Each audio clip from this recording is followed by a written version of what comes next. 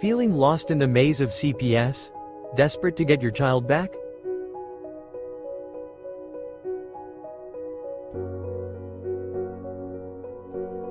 You're not alone. Countless parents face the heart-wrenching reality of family separation. The legal system can be overwhelming, but there's hope. Now, here's the key. Faith, that's how you win a 6-month hearing. Thank you. If you do all of those things, you're going to blow your social worker's mind, you're going to blow your attorney's mind, and you're going to blow away the judge. With attorney Vincent W. Davis, a dedicated legal expert with 39 years of experience, committed to helping families like yours. Join his weekly live Q&A on Zoom, where you can ask your burning questions about CPS cases. Get the knowledge and strategies you need to fight for your child's return.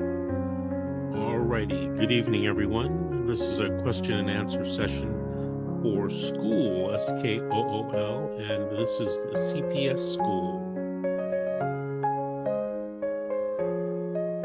Are you ready to take control of your family's future? Join our school community for free to access weekly live Q&A sessions, or participate as a one-time guest.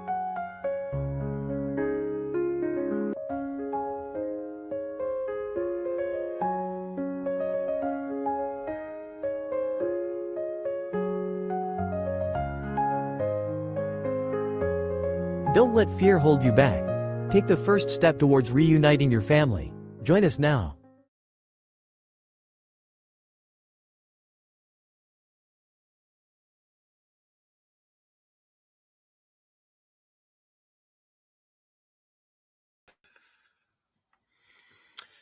Good morning. It's Sunday. It's January 5th. 5 days in the new year. It's 2025. Wow. I'm so happy to see people already in my podcast. Good morning, Tessa. You can't see anything. Do you see? Tessa, do you see me now? Do you hear me, Tessa?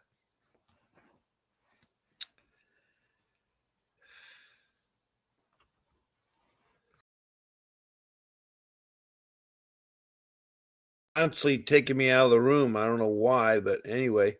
Do you see me now, Tessa? It's better. Okay. Well, somehow.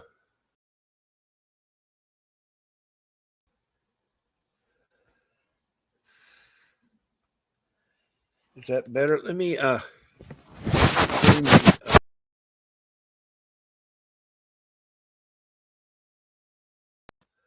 have no idea why I keep popping out of the room.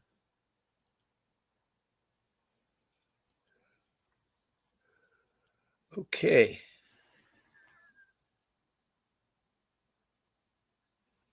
Okay, you can hear me and see me now. My computer is getting worse and worse every time I speak. It's I don't know what's going on. I wish I really did know.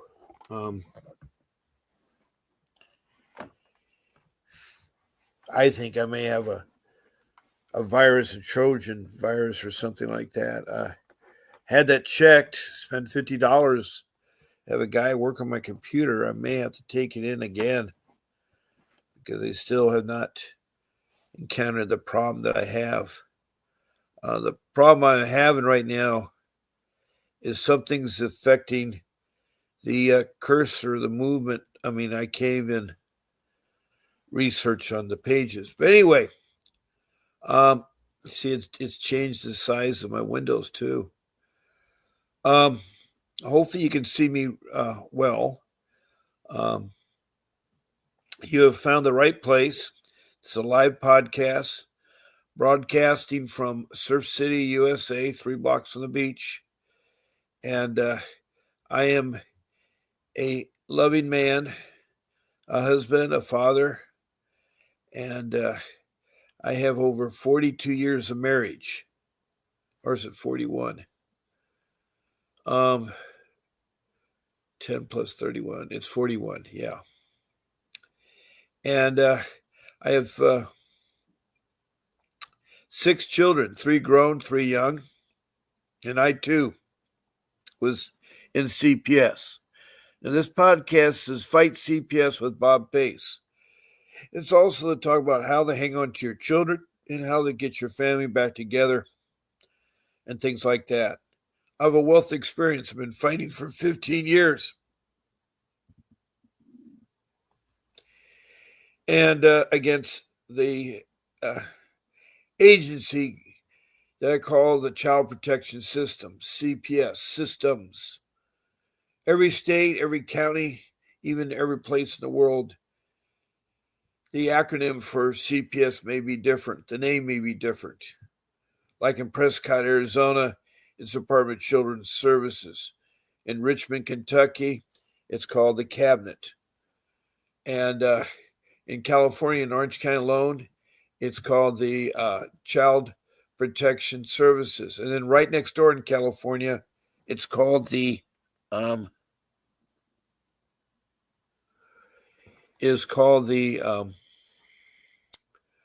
the Department of Children and Family Services. So when I say CPS, I mean all the entities. All the entities that are supposed to protect our children. It's crazy. Congress demanded that a part of social services would protect our children from abuse or neglect. So the Social Service developed an agency, depending where you live, names vary, but anyway, the CPS system is a group of supposedly highly trained social workers. But a lot of you, including myself, have found this is not the case. It's a case of trafficking and alienation, of breaking families apart and not putting the families back together. Now, they did this with the Native American Indians. When they put everybody on reservations and their way of life was changed, they thought that would be the solution. Further, to make matters more worse, they grounded Indian children and tried to brainwash them and forget about their culture, cutting their hair, and put them in these very heavy disciplined schools. A lot of them were run by nuns and priests. And the sad part was they used physical force on these children, suppress their language, suppress their heritage, and suppress. And this went on from the 1875s into 1978 when they passed the Indian Child Welfare Act. And what that act does, it prevents CPS from adopting Indian children right away. There was no effort on their part to put Indian children back with their families. And so this act is supposed to do so. If a child in the United States or even in Canada, the First Nation people, is an Indian child. Now, Indians usually, typically, like you have 25% blood related to Indian. But there's 548 federal tribes that are recognized by the federal government. And if your tribe is one of them, and if you're registered, that makes it simple. If you're not registered but can be registered, it involves a little bit of time. Now, I want everybody to know that, or an Indian, that this is hard. I had a lady the other day who's from Canada, and she is a Canadian Indian. They call themselves the First Nation people. She talked a long, hard how the Royal Canadian Mounted Police were so corrupt and how CPS was, which is typically speaking that all the people I hear on the show are talking about how bad CPS is. That's between about 850 people. I do these podcasts twice a day, once in the morning, typically at 10 o'clock a.m. Pacific Standard Time for an hour, Then at night, I do 7 p.m. for 1 hour, Pacific Standard Time. That's 14 shows a week. Now, on Sunday or Saturday and Sunday, I come on at 8 o'clock. That's the only difference. I'll let you know if there's any other changes. But I'm glad you found me. You found me on Facebook, Fighting CPS. I have a total of 8 rooms, including this room, that channel you all in there. So if you pick one room, you're in with me here, and your comments will be received here. And I'd definitely like to review your text messages and those kinds of things there. Before I forget, I need to put how to text me a message. How to text me a message. Now, all I ask you is to show your first name, your city, and if you don't want to say a city, the county, and the state that your case was in. Furthermore, if you're from another country, and yes, there are easily over 20 countries that come into my room, they too have problems with CPS. I'm here to help them. I'm here to help them. And it's hard, all of you, right now,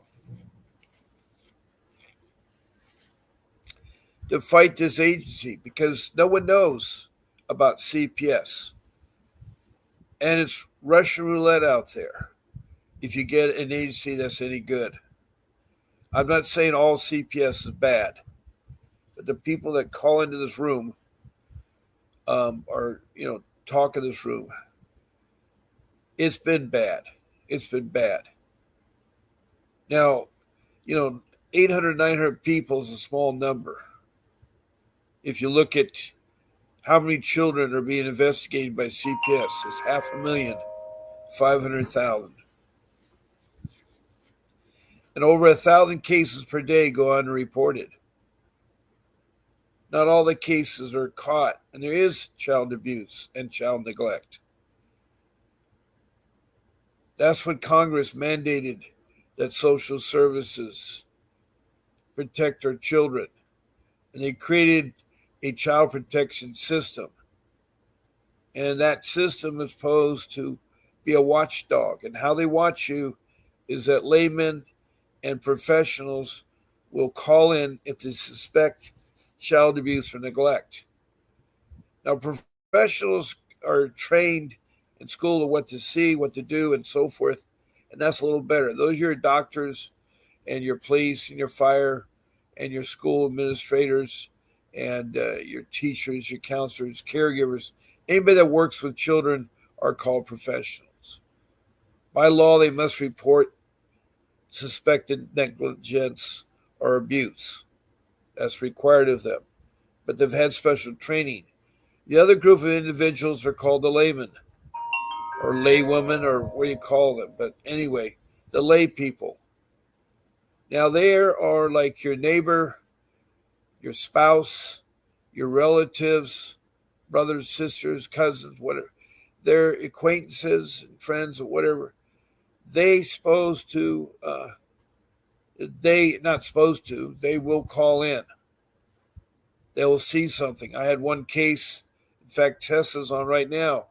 She was wrongly accused, her husband was wrongly accused of, it looked like that he was doing harm to his wife. But she was going through seizures, and he knows how to handle a person's seizures. Their child was taken away, and now they're trying to fight to get it back. They have a court date coming up, 2 court dates. And they think it's going to come together pretty good because they've forced their attorney to subpoena people. That's one thing that you have to be careful about is attorneys. I'm not down here to downplay attorneys or say they're bad or anything like that. And good morning, Betty. I'm glad to see you. And Margaret, boy, you 3 are becoming regulars here. Let me see here.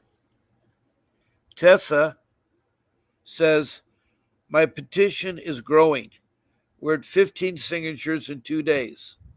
If this is not just for Shasta County, it's for all the CPS." What Tess is doing, she's trying to do a campaign to fight CPS, so she started a petition. And changes got to be made. It's bad out there.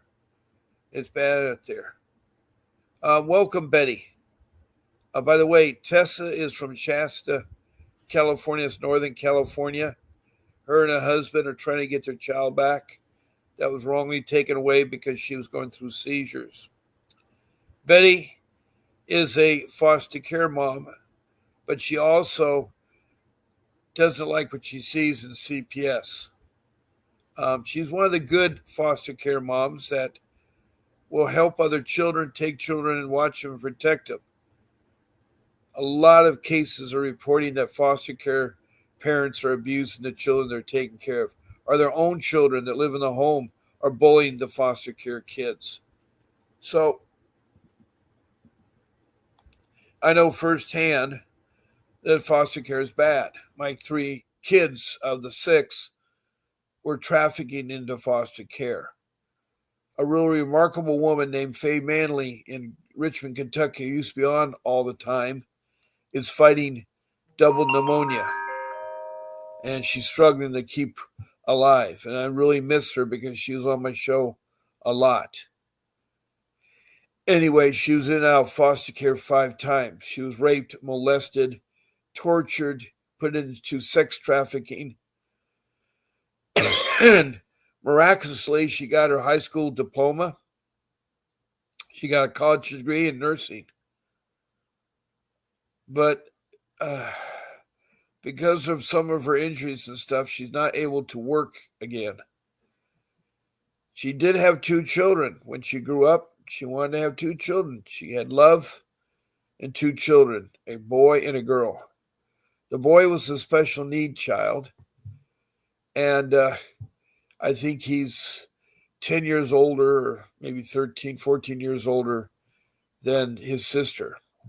Well, she had a girl, but CPS for no reason took the girl from her because she was in foster care as a child. And they were saying that she couldn't take care of her daughter. In fact, they told her, do you want a boy or you want your girl? And that's a hard decision any parent has to make. And that's wrong for CPS that does it. In fact, Kentucky's so bad, they have a session where they have a farewell meeting with your child when your child's being adopted, which I think is grown torture. You're not allowed to show emotions or anything. I cannot believe that they would have such a thing. You know, when CPS is investigating, if you need help with food, shelter, clothing, transportation, maybe you need help with education or medical, and even a job, they're supposed to offer that. They're supposed to do that. And furthermore, they need to break up the family because the child's in danger. They're supposed to do family reunification. Studies have shown the best parents are the biological parents. They're the ones that should raise the child. There are 2 people that created that child, and they should raise that child. Now, granted, there's a lot of relationships that go sour and a lot of spouses that can't be together, but that should not stop them raising a child together. Spouses should help one another in raising that child. They should give financial support. They should be a mother or a father in that child's life because that child needs it. That child needs it.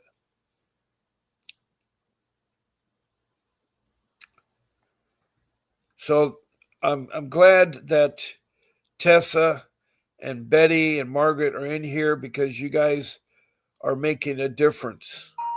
Let me play catch up with you guys. Margaret says, good morning and a happy Sunday. It is a good morning because I have you beautiful people in my room. You're my family. You've been my family through Christmas Eve through New Year's Eve, Christmas Day and New Year's Day. All my time I spend twice a day, 14 days a week. I have yet to miss a day in over a year. Over a year. And I talk to people from all over the United States, all 50 states I've talked to, including Washington, D.C., which is not a state. I've talked to 4 provinces in Canada. I've talked to Mexico. I've talked to Bangladesh and India. And I've talked to the Middle East, several countries there. And I've talked to 7 countries in Africa and 8 countries in Europe. And in South America, I've talked to 1 country down there. And then across the Pacific, Australia, New Zealand. And all of them have something in common. All of them have horrific stories. I have Leica from South Africa, who's even called from South Africa, country code 27, to tell about her story. I mean, she had a brutal story. Her daughter was sexually abused by a man of 38. It was really gross what that man did.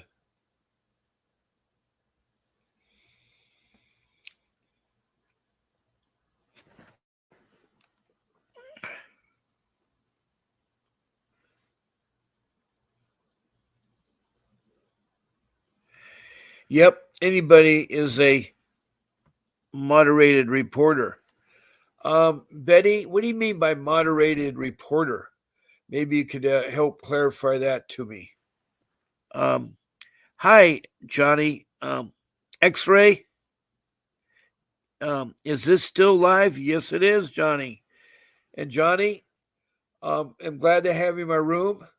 Just a moment here. I'd like you to take a moment, read that message. I'd like to know your name is Johnny. That's great. But I'd like to know where you're from and a little about your case so I can help you. Okay?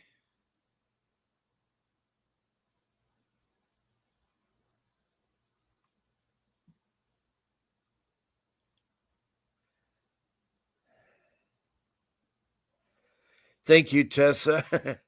Yeah, Tessa's listening. It is live. There's no question about that. And Betty says, Johnny, it's still live. So that's good. So I welcome all of you, my new people, which this morning is Johnny X-Ray. Betty says anybody can report what they see, something wrong. To CPS that mandated reporters. Your mandated reporter, mandate reporter. I'm trying to understand that, Betty. Boy.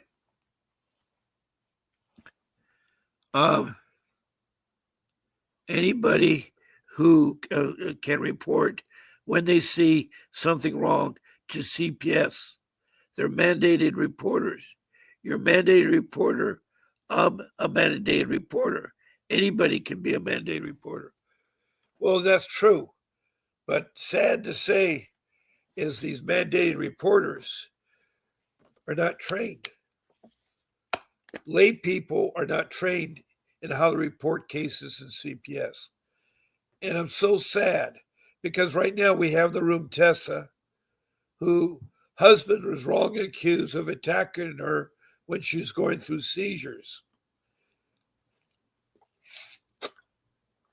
A professional person is trained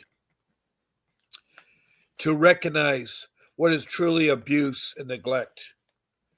And too many lay people are using the reporting to CPS to maybe resolve their marriage, get their children, alienate their children, or maybe they want to take a retaliation on their neighbor.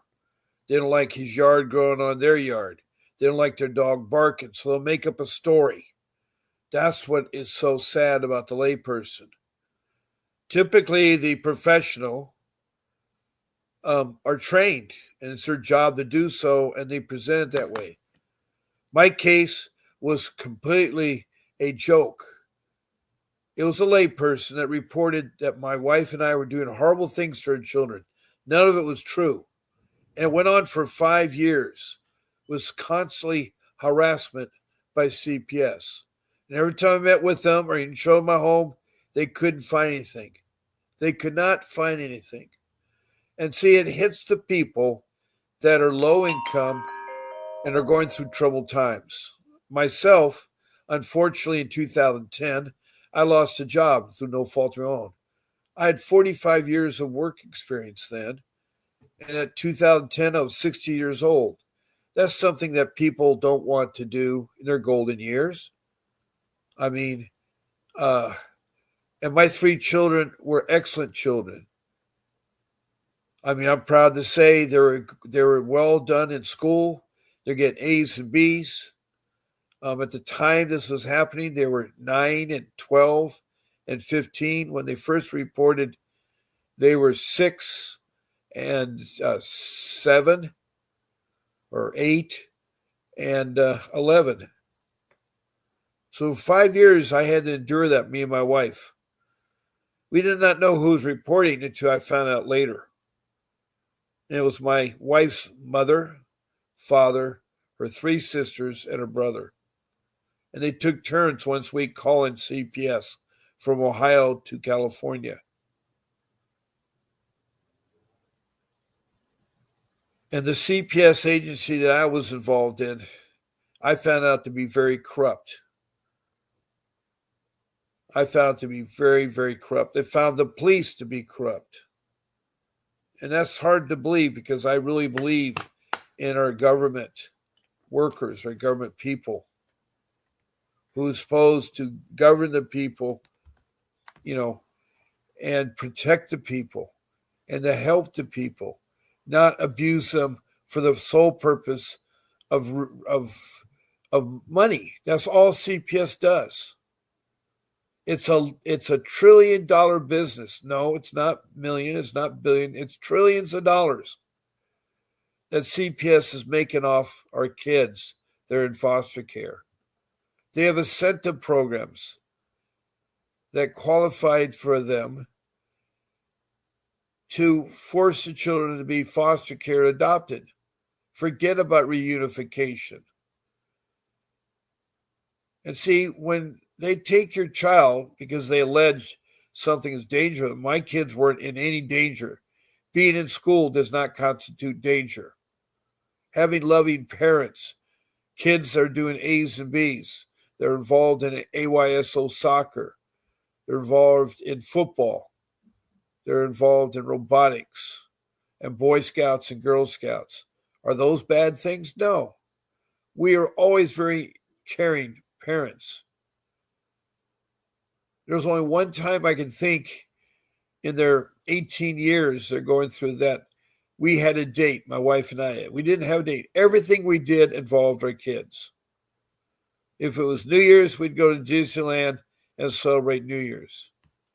If it was Christmas, we would do the same thing. We loved Disneyland.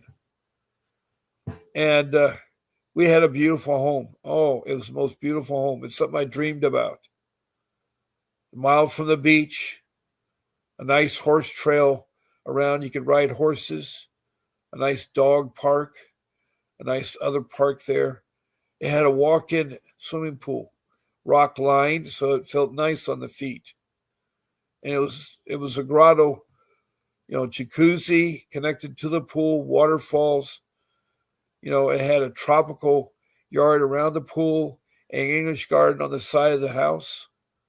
It was fenced in. It was beautiful. The kids loved it. It's a place where they could play and do their imaginations. Each child had their own room. We had a beautiful bedroom. It was, the size of my apartment. It had double doors. You walk in and you had the bedroom. And off to the side of the wall, there was a balcony that led out to a porch that overlooked a swimming pool in the backyard and the ocean off in the distance. And the wetlands and the pretty areas that you'd see. It had walk-in closets and jacuzzis, a toilet closet. You couldn't ask for a nicer room.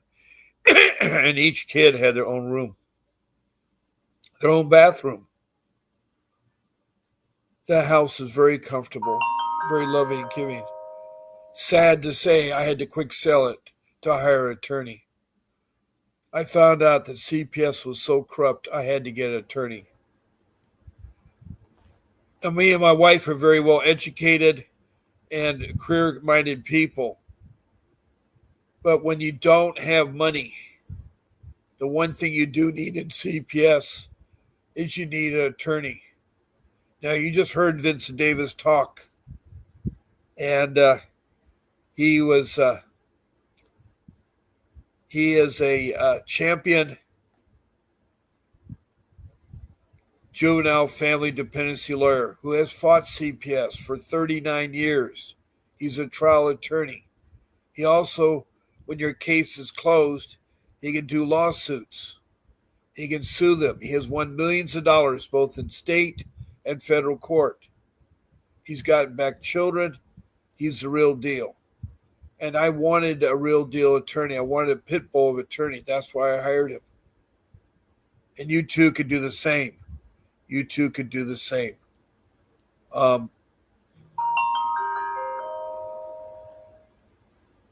Let me catch up here.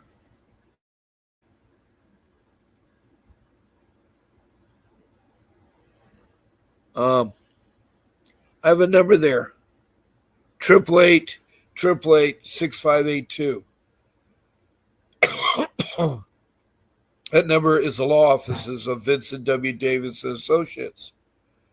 You can call in there and speak to them. Tell them that Bob Pace sent you. When you do get a chance to talk to Mr. Davis, make sure you tell him that Bob Pace sent you. And with that being said, you can hire him. You can pay a retainer, and you can be your attorney.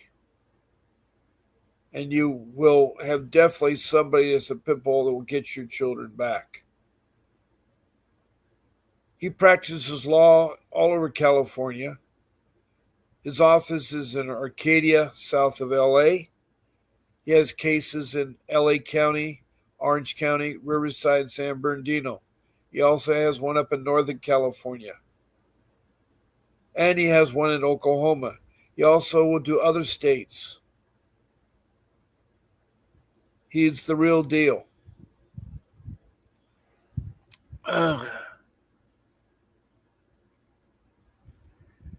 Now, Betty says, a mandated reporter is anybody over the age of 18 that can report to CPS if they see anything wrong. Yeah, that's a mandated reporter. I just wish there was some training. I wish there was life skills still taught in the school system. I think life skills are so important. They're one thing that's kind of overlooked. All of us are born into this world without a handbook or a shop manual or something about how to deal with issues. You're supposed to learn from your parents.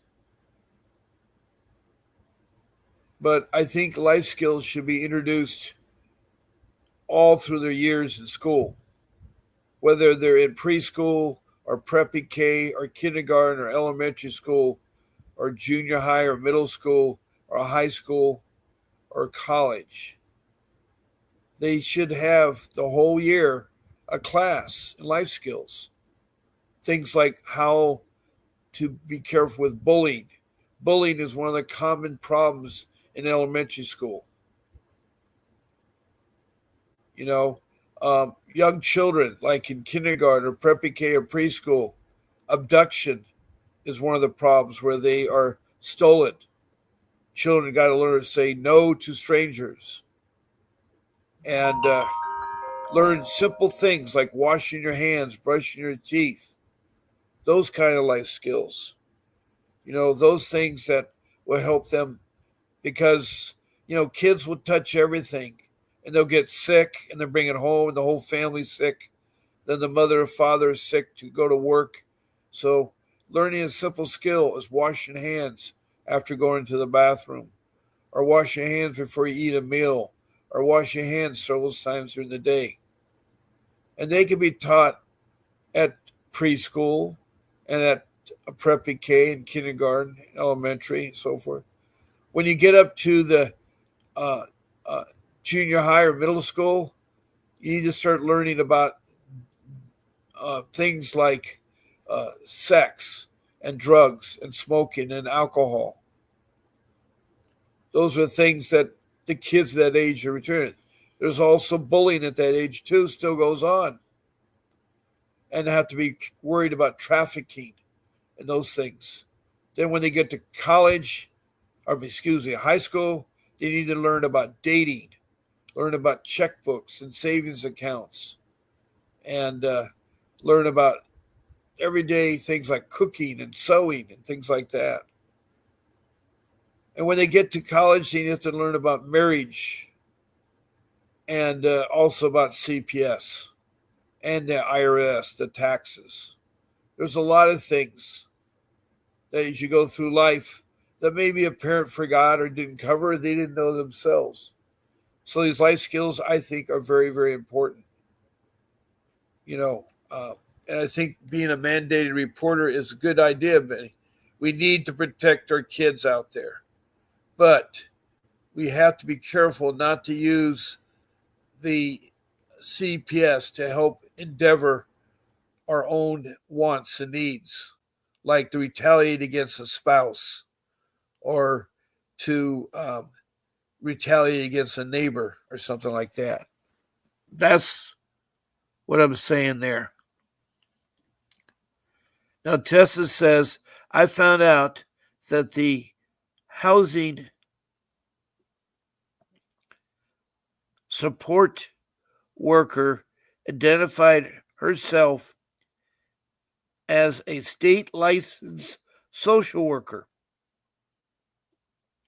and told the guy that I had initiated, which is a breach of HIPAA.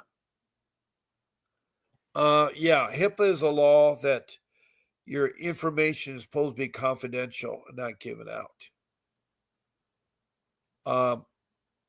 That's true, Tessa.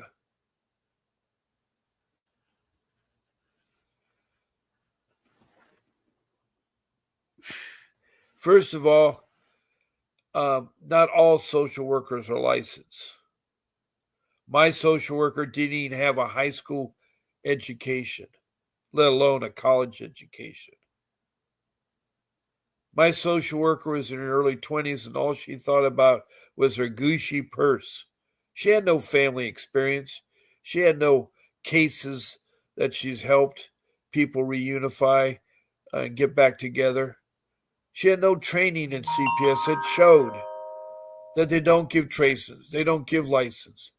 Every social worker should be licensed to the point where they have to renew their license because of new developments. Every social worker should have a degree in social work and a minor in clinical psychology if they want to be a social worker. They should also undergo training for that agency. They should go through training, something like maybe a 6-month orientation and training. Then maybe for a year, they should follow another social worker, a mentor, and learn about how it is to work with families and how they get the families back together or the protected children from abuse or neglect. But that wasn't the case at all in my case. In fact, it got so bad that social worker lied on the stand, and then she retaliated by telling our 12-year-old daughter, you need to emancipate from your parents. It means you need to divorce your mom, your dad, your 3 brothers, your 2 sisters, your aunts and uncles and cousins and grandparents. Divorce them all. Change your name. Seal your birth certificate. Get a new birth certificate with the foster care parents' names.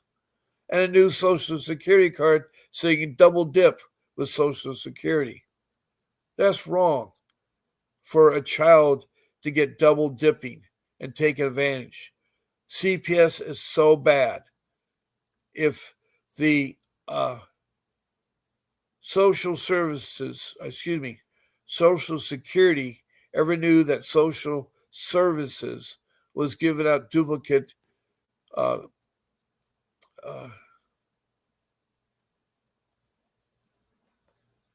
Social Security card, it'd be really going up in smoke because that's wrong.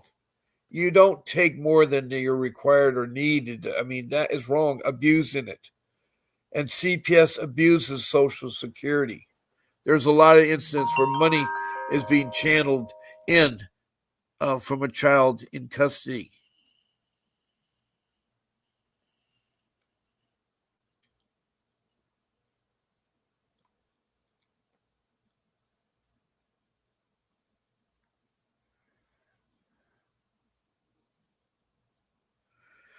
Now, Margaret has said that she has a trial coming up on the 13th, and I want to wish her best of luck. And I have a trial on also the 21st, so she has two of them. That is good.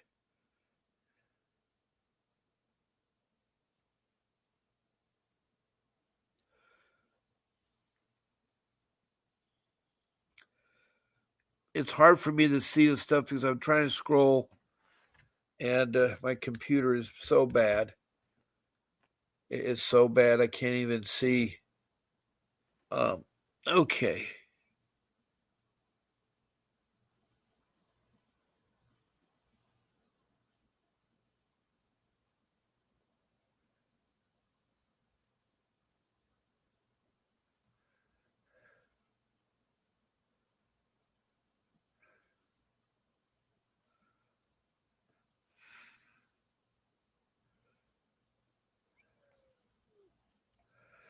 Now, Tessa further says,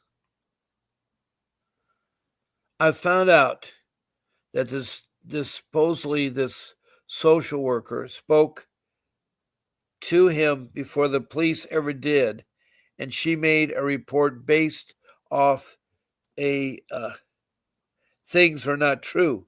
The guy testified in court. He never seen my husband hit me. That was the guy that had looked through the window, and the social worker had talked before the police came. And when the police came, they found nothing.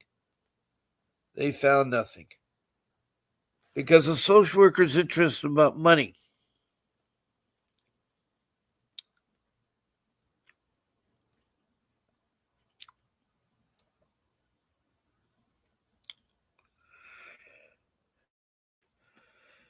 And Tessa said that the guy that was alleged to report didn't know anything about that. He was used by the social worker for the monetary gain they want. And my trial, yeah, Margaret, it's okay. I did that.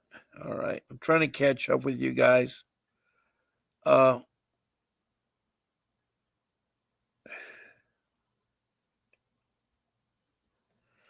What is trial readiness? What is meant by that, Tessa? That's a term I've not heard before. We had a mini trial on the 2nd, and the guy submitted he never saw anything. So we go back to court for a full trial with my professional witnesses, my doctor and the sheriff that were called. She's able to subpoena her witnesses. Her attorney, and she's using a court-appointed attorney, wouldn't do his job. So she threatened that she would sue him. See, she's talked to Vincent Davis, Tessa has. And Vincent Davis gave her a lot of strategies on what to do in her case. She's on the show. She talked. And as a reward, she got 15 minutes with what I feel is one of the greatest attorneys in the country, Vincent Davis. Okay, I think I'm caught up. I haven't heard from a guy that came on earlier. I don't know what's happened to him. That was Johnny X-Ray. If you're there, Johnny, please talk to me about your case, where you're from, and everything like that. This is a room where I'm afraid that we sometimes have a lot of trolls in there. These are people that enjoy the satisfaction disrupting podcasts and make the moderator's life miserable at times. And I've had such trolls come in here. And sadly, I've had to block them and ban them from the room. I will emphasize, we're in here to help one another. We are family. We need to treat each other with respect and kindness. We may have different views, but we have one thing in common, is to keep our children or get our children back. We're here to fight. I'm here to fight for you guys because I care for you guys. I wanted to see your families back together. Families is one of the most important aspects that human beings since the dawn of mankind have been doing. Families have always been really important, and children are important because it's a continuation of our races, of our society. And so that's important too.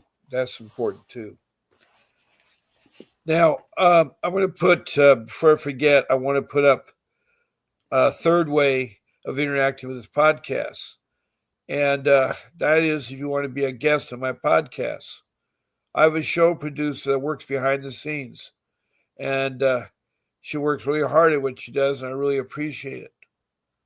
Her name is Grace, and she's the one you can write to her if you want to be on my show as a guest. I've had many a guest on here. I can have up to 9 people, including myself. That's 10 people at one time on this podcast. All you have to do is pick one of my 14 shows and say you want to be on it. It's either Sunday through Monday, one of those days, and either evening or morning. And she will gladly put you on. She'll send you the link. I'm broadcasting on YouTube using the StreamYard application. The StreamYard link she'll give you, you'll get on. And if you get bounced off, save that link and reuse it again. It's good for the length of the show. And there you can talk and help other people like I'm doing, and we can talk among ourselves and try to fight this horrible thing called CPS. So she'll tell you what to do and not to do on the podcast and everything. She'll go over that with you.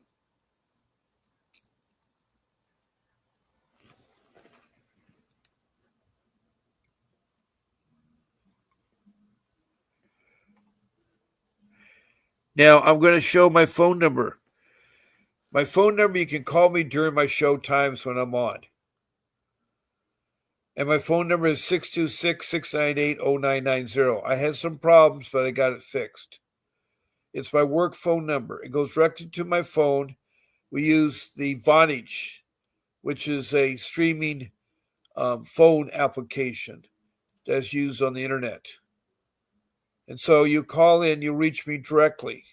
If you call me before my show time or after my show time, I can't answer the phone. But during the show time, you can call into that number and talk. Now, just to talk on the phone or the talk as a guest on my podcast will qualify you for a free 15-minute session with Vincent Davis. That means you can have a private Zoom call with him and talking about your case. And many of you have. I think Margaret and Tessa have here, and Betty have all talked to Mr. Davis. And he's helped them. He will talk to you for free, but you have to be on my show as a guest or call in and talk on my phone.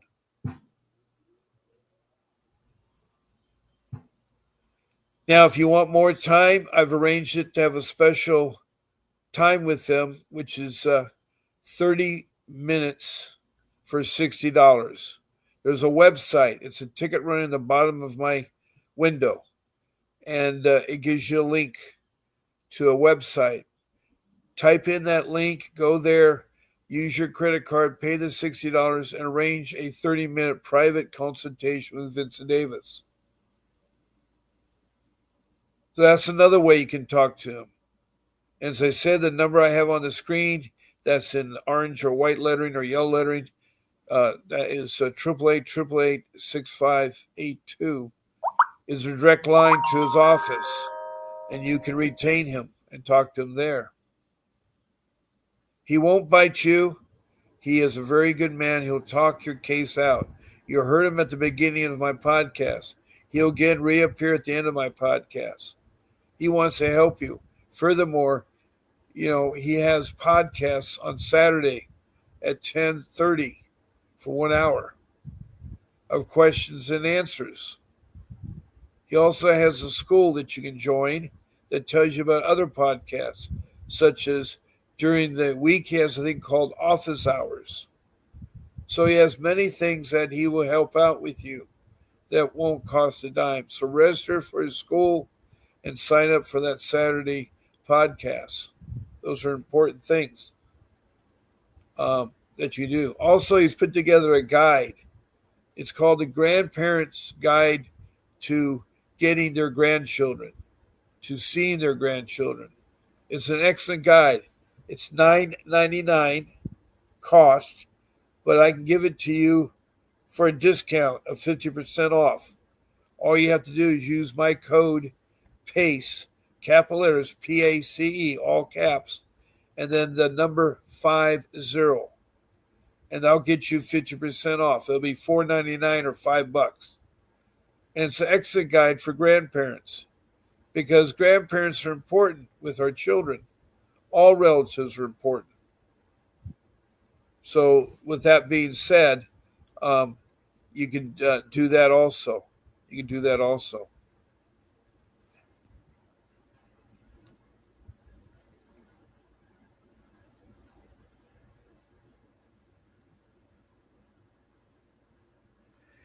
Now, Tessa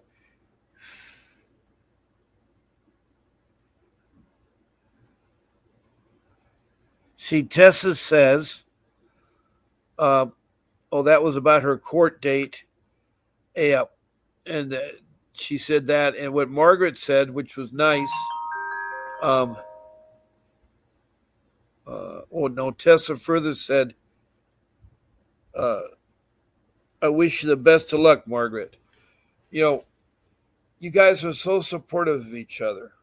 This is what this room is all about. We're here to support one another. We're here to help one another. I have, 3 years of fighting with them. First, my 5 years was fighting them with false allegations. And then this next 3 years, they took my children. And it was sad how they took your children. It amazes me how they can. All they did is get a hold of the police, who got a detective who tracked down my routine. And one day he followed me when I picked up my son at his elementary school. Little guy. He's a little guy. He's only 9 years old. He's 19 now. It's been 10 years, but he's done a hell of a lot since I got him back. He went to a private school like his brother did, and he got a 3.8 GPA. A 3.8 GPA, which is excellent. He's on the varsity team, and their school was number 1 in the country. He won 2 national football championships. 2 in his 4 years on the football team. And he loved the school he went to.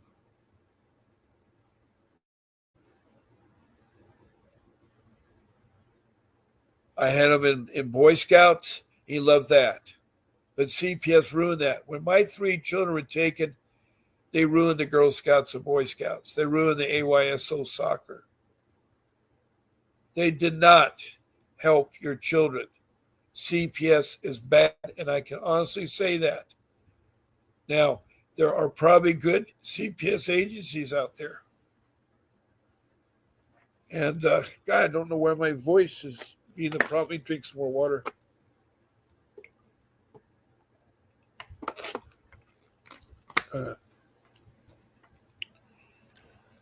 Okay.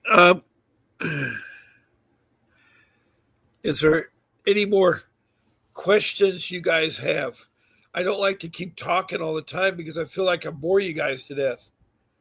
I mean, you've heard me now twice a day for over a year. It's a lot of shows.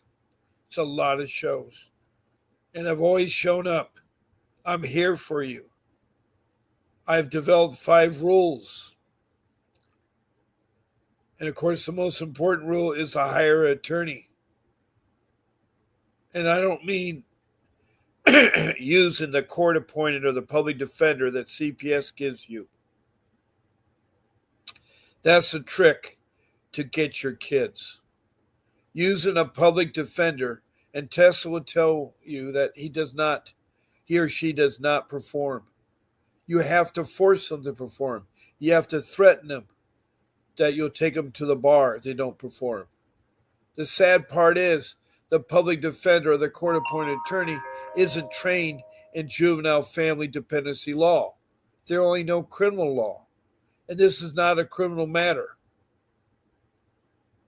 You see, in CPS, or in the child neglect abuse, there are 2 things can happen to you. One, you could just be dealing with CPS, or 2, you could have a criminal matter by a zealous police. I don't know what you call the district attorney, but anyway, in my case, I was double whammy. They wanted to nail my coffin. They wanted to nail my wife and I. They wanted to destroy us as parents because we were succeeding in life. And they did that. They wanted to do that. And I always knew that the police department where I live is corrupt. It's corrupt all over. Not all policemen are bad, but there's a lot of them that are. And, one people, they seem to pick on a lot of the blacks. And I don't know what it is, but they pick on people because of their color or their background or anything out there. We should be all treated equal. This is supposedly a country founded on democracy, founded with a constitution. Your constitutional rights are very important. Your civil rights are very important. They need to be upheld. We are fighting so many issues right now in this country. Rising food prices, rising gas. Yesterday, after gas had dropped for 2 weeks, it's now on the rise again. It's now on the rise again. I could not believe it.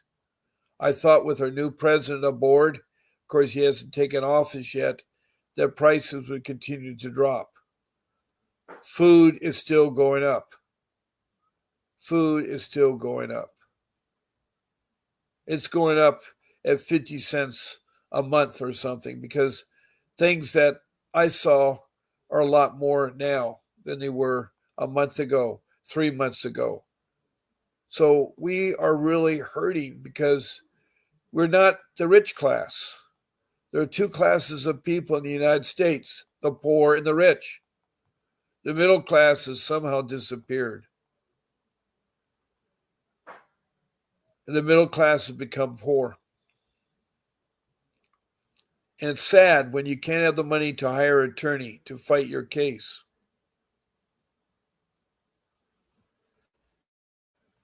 It's also very, very, very, very, very hard. Now, that rule number 1 that I was talking about is get an attorney. Get an attorney. Now, I'm going to take my number down because I just looked at the clock and I've already talked for a good hour.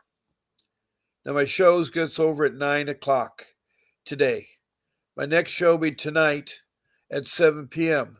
I look forward to seeing you, Tessa and Betty, and also Johnny X-Ray, if you're out there and you're for real. I'd like to hear back from you, and Betty and Margaret And Tessa, thank you so much for being a part of my podcast. You know, my heart goes out to you, three individuals who care about children, who care about families. Please, all of you, keep fighting for your kids. You will get them back. You just have to keep fighting and fighting. I know it's hopeless. There was a lady out there named Letitia that called yesterday.